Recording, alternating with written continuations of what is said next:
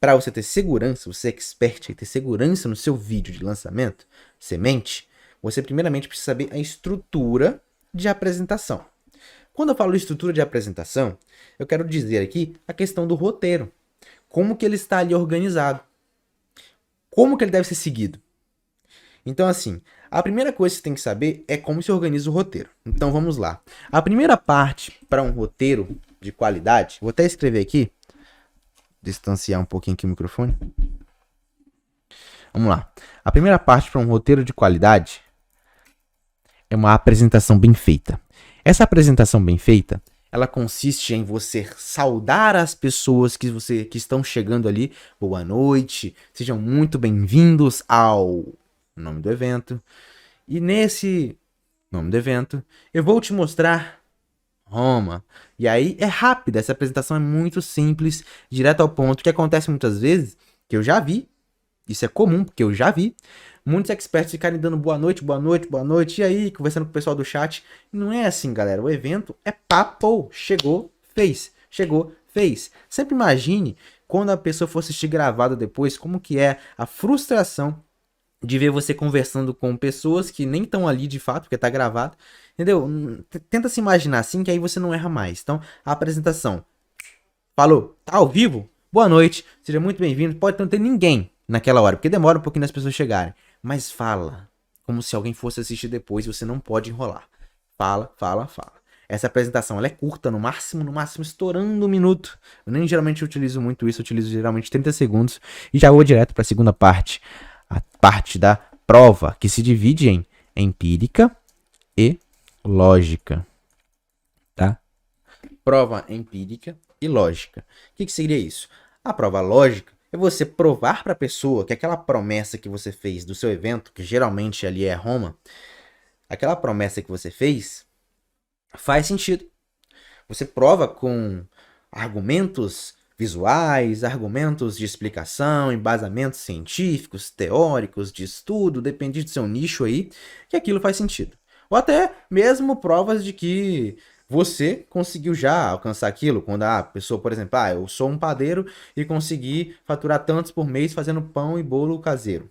Como é que eu vou provar isso? Bom, eu provo ali que quando a gente acerta ali realmente na receita para economizar mais, gastar menos na produção e colocar um pouco maior o preço e ainda conseguir vender o preço, eu consigo provar ali nas vendas ali, mostra o número de vendas. Olha quantas vendas eu fiz tanto mês.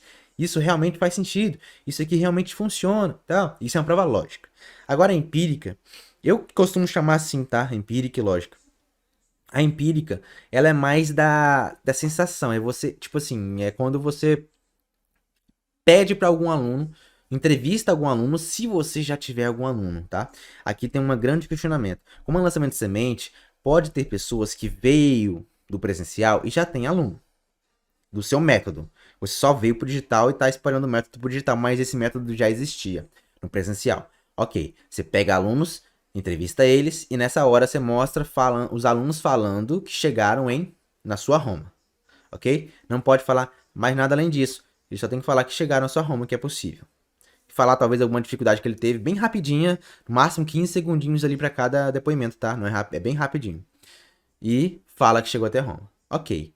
Só que eu não tenho aluno, eu tô começando agora e é por isso que eu tô fazendo lançamento de semente. Ok, tudo bem. Usa só a sua prova lógica. O que você não pode deixar de fazer é deixar de colocar a sua prova. A prova lógica depende só de você. Depende ali de se você chegou ou se você ajudou alguém a chegar. Não precisa ser você ter chegado, né? Por exemplo, suponho que eu sou um personal trainer e meu biotipo de corpo é mais magrinho ali e minha promessa é ajudar as pessoas a perder peso. Então, como é que eu vou falar sendo que eu sempre fui magrinho? Eu vou e falo, olha, eu não consegui, eu não precisei chegar home porque eu já cheguei. Então, eu ajudei um amigo meu muito próximo, ajudei um familiar meu, olha esse caso aqui. E você apresenta o caso de algum amigo. Não tem problema, é uma prova lógica. Não precisa nem estar falando, você pode estar explicando como é que era o caso dele e tal. Se ele não se tiver vontade de falar, tudo bem. E aí você mostra com argumentos que daquilo faz sentido. Beleza? Depois vem a terceira etapa, que é chamada de... Muitos chamam de história. Eu gosto já de direto ao ponto, tá? Eu gosto de chamar de procedência do método. E essa procedência do método é uma história de fato. É o gatilho mental da história aplicado aqui. Onde você, expert, é apenas um coadjuvante da história. E o protagonista, o personagem principal, é o método. Então, você vai, claro, contar a sua história, de onde você surgiu, quais são as dificuldades, como você era, mas tudo em prol de, no final, explicar como aquele método surgiu. Então você pode trazer ali seus detalhamentos ali de como você sofria mais novo, ou na época de faculdade, ou na época de início de trabalho, como que era e qual que a dificuldade você passou, mas tudo isso em prol de como você criou ou como você montou o método. O método é o protagonista, lembra disso? O que eu vejo muita gente contando aqui é a história da pessoa mesmo. Aí é isso, e aí eu fui e eu consegui vencer, eu consegui chegar lá, e não explicou como é que surgiu o método. Realmente é procedência do método. Se o método é uma procedência duvidosa ou uma procedência muito boa. Você sabe de onde veio. Quem aí, quando vai comprar uma carne, um queijo, assim, num lugar, você começa a olhar assim, se ele for de uma procedência duvidosa, você talvez não arrisca de comprar. É justamente isso. A pessoa não pode pensar que esse método é de uma procedência duvidosa, algo que pode enganar ela no futuro se ela adquirir alguma coisa sua. Então, tem que ser bem claro, bem detalhadinho, para que a pessoa entenda que aquilo não foi surgiu do nada da noite pro dia. Tem muito estudo ou muito tempo ali envolvido para você elaborar, você expert elaborar esse método. Em seguida, vemos aqui o conteúdo. E foi justamente, inclusive, o que eu falei hoje nos meus stories. Perguntaram lá na caixinha, quando que começa o conteúdo? Para mim, isso é uma opinião pessoal minha sobre o lançamento de semente. O lançamento de semente ele já começa com conteúdo. O que as pessoas entendem aqui? É claro, tem uma parte escrita só conteúdo? Tem. Mas, se você for parar para pensar, tudo isso é conteúdo. Conteúdo nada mais é uma coisa que você está explicando para alguém. Seja claro, uma verdade, alguma coisa embasada teoricamente, alguma coisa que você está explicando somente como que surgiu, como que veio. História. Quando você vai na aula de história, a professora começa a contar a história dos romanos, a história do Brasil. Isso não é conteúdo? É. E a procedência do método é o quê? É uma história. Pois é. Na matemática, a gente vai lá numa fórmula, a professora vai e começa a provar de onde surgiu aquela fórmula para mostrar que ela não surgiu do nada. Isso é uma prova? É. E é um conteúdo? Também. Então tudo é um conteúdo. Só que de fato tem uma parte que você realmente vai trazer ensinamento do seu nicho. Ensinamento é diferente de conteúdo. Tudo é conteúdo, tá? Então não fica, ai, não tô dando conteúdo aqui, tô enrolando muito falando procedência do método. Não é assim. Você tem que mostrar que o método realmente procede e depois vem o conteúdo. Então não fica com essa neura de não tá dando conteúdo que você tá bom? Entenda isso. Depois vem o conteúdo. E você tem duas formas de trazer esse conteúdo aí pra galera, né? Tem a parte de você mostrar como é que ela faz errado, como é que é o certo, tem a parte de você mostrar uma boa oportunidade para ela, enfim. Depende de qual você for escolher. E aí, depois você entra ali, depois que você realmente dá um conteúdo muito bom. E lembrando, um dos maiores erros, tá? Isso aqui é clássico.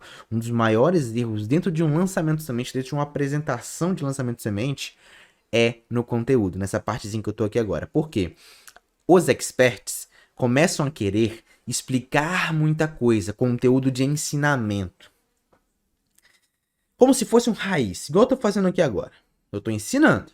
Só que em um lançamento semente, nós não temos o fator tempo ao nosso favor. Existem pessoas que têm mais o que fazer e elas não sabem se aquilo vai ficar gravado ou não. E é mais fácil dela desistir, fazer o que ela tem que fazer e depois ver se ficou gravado ou não. E se não ficou, ela perdeu e acabou. E aí o que acontece? Seu conteúdo tem que ser direto ao ponto. Tem que mostrar para a pessoa que ou ela está fazendo uma coisa de errado, tentando chegar na promessa que você está oferecendo, mas está fazendo errado. Ou ela nem sabia que aquilo era bom, que aquilo existia. E ela começa a entender, nossa, isso aqui realmente é uma oportunidade muito boa, né? São essas duas vertentes. Então, não é para você ficar ensinando coisas como em um raiz. É claro, você vai ensinar, só que de uma forma diferente. Vai ser um conteúdo de venda. Sim, você é um vendedor. Seja de ideias, seja de imagem, nos seus stories, no seu feed, nas suas capas de vídeo. Seja de, por exemplo, a sua promessa, quando você fala cada promessa, toda vez que você faz um vídeo com a sua promessa, você está vendendo a sua promessa, vendendo a ideia dessa promessa. Quando você vai a um encontro, você está se vendendo ali na sua imagem.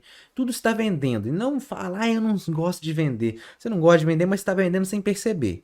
Então não me venha com essas objeções aí, que vocês falam, não gosto de vender é errado, vender é chato. Quando eles percebem que vai vender, eles começam a sair. Quem sai é porque realmente não era para estar ali, tá? quem tá ali queria comprar, ou vai querer comprar, ou vai querer adquirir, tá realmente querendo adquirir a transformação. Quantas vezes que eu sabia, entrei no lançamento, sabia que a pessoa ia vender e tava só esperando ela abrir o carrinho, porque eu precisava daquilo. Quando a gente precisa de alguma coisa, a gente não tá nem aí se a pessoa vai vender ou não, só quer que ela venda pra você. Por favor, me vende. Eu tava quase sacudindo assim. Vende pra mim, eu tô precisando. Isso que tá a palavra-chave, precisando. E é nesse conteúdo que você vai trazer essa necessidade, vai aflorar essa necessidade na pessoa, dela pensar: eu tô precisando disso. Por favor, faz uma oferta no final. Por favor, eu tô precisando. Comecei a pensar agora que realmente eu sofri igual você sofreu na sua história. Eu tô fazendo o que você falou que eu tô fazendo de errado e eu realmente tava fazendo achando que tava certo. Não, não é o caminho que eu queria. E eu quero muito chegar nesse caminho que você tá prometendo. Então eu tô precisando. Me vende. Praticamente falam isso. Falam isso. Então você precisa fazer as pessoas falarem isso. Como que você fala isso? Não é demonstrando conhecimento absurdo, aprofundado, como você faz em um raiz, como você faz dentro do seu curso. Deixa o ensinamento dentro do seu curso. Ali é hora de vender. Você vai vender uma ideia, vender uma necessidade. Fazer a pessoa reconhecer que é o que ela tá passando ali, ela pode melhorar. Tem uma forma melhor dela chegar mais rápido onde ela quer chegar. Entenderam? Beleza.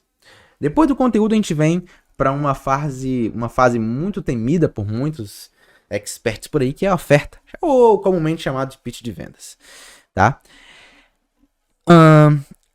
Essa oferta, esse pitch de vendas, ela tem umas coisas, umas peculiaridades que alguns experts até deixam passar.